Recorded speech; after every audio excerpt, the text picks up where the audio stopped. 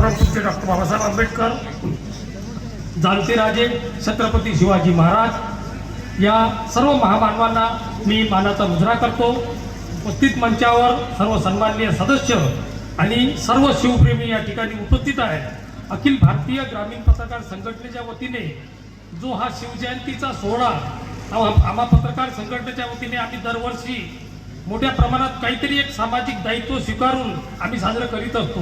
नाहीतर तुम्हाला वाटत असेल की पत्रकार म्हणजे फक्त एक बातमी लिहिणारा पत्रकार एकतर आमच्या विरुद्ध लिहितो किंवा आमच्या बाजूने लिहितो। बाजूने लिहिली तर तुम्हाला आनंद होतो, विरुद्ध लिहिली तर आमचे 10 दुश्मन तयार होतात। अशी ही आमची पत्रकारिता। कोणाला राग येतो तर कोणाला जीवे मारण्याची धमकी येते, अशी आमची पत्रकारिता। तरी पण पत्रकारिता करीत असताना आम्हालाही काहीतरी सामाजिक दायित्व स्वीकारावं लागतं। त्यामुळे हे सामाजिक दायित्व स्वीकारून शिवजयंती सारखे असे सोहळे आम्ही राबवित असतो। त्यानंतर अनेक आम्ही पत्रकार संघटनेच्या वतीने गोरगरीब जनते विद्यार्थ्यांना मदत करतो। त्यानंतर अनेक लोककल्याणकारी योजना शासनाचे जे असतात त्या गोरगरिबांच्या घराघरात पोहोचण्याचं काम जर कोणी करत असेल तर तो पत्रकार म्हणून तो सर्वात आधी करतो।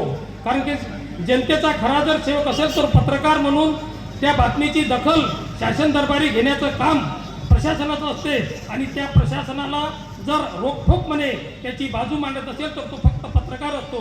म्हणून पत्रकार संघटनेच्या वतीने हा जो कार्यक्रम सोहळा आम्ही साजरा करीत आहोत त्याबद्दल मी माझ्या सर्व पत्रकार मित्रांचे हार्दिक अभिनंदन करतो आणि स्वागत करतो। थांबतो। जय हिंद, जय भीम, जय महाराष्ट्र। एक पत्रकार किंवा इथल्या व्यवस्थेवर, इथल्या सरकारवर, इथल्या धोरणांवर टीका करणारा, जनतेच्या समस्या उजागर करणारा, जनतेसाठी आपली लेखणी झिजवणारा एक व्यक्ती म्हणून पत्रकाराची प्रतिमा आपल्या समोर असते।